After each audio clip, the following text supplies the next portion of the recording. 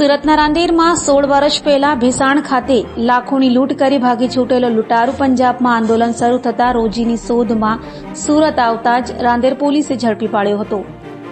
પંજાબમાં ચાલી રહેલા ખેડૂત આંદોલનના કારણે 16 વર્ષ પહેલા 32 લાખની લૂંટ કરનાર આરોપી રામજીત સિંહ ઉર્ફે રામ બુદ્ધસિંહ ઉર્ફે બુદ્ધિસિંહ મજબી સિંહ રાંદેર પોલીસના સકંજામાં આવી ગયો છે। શાક માર્કેટ બંધ થતાં ટ્રક લઈને સુરત હજીરા આવ્યો અને પકડાઈ ગયો હતો। 2008માં ભેસાણ હાઈવે ઓખેશ્વર પાટિયા ખાત પાસેથી 21 ટન 510 કિલોગ્રામ લોખંડની પ્લેટ લઈને જઈ રહેલા ટ્રક ટ્રેલરને આંતરીને ડ્રાઈવર ક્લીનરને રિવોલ્વર બતાવી અપહરણ કર્યું હતું। બાદમાં બંને બાંધીને ખેતરમાં નાખી દઈ ટ્રકમાંથી સામાન લઈને ટ્રક ટ્રેલરની હોટલ પાસે મૂકીને નાસી ગયા હતા।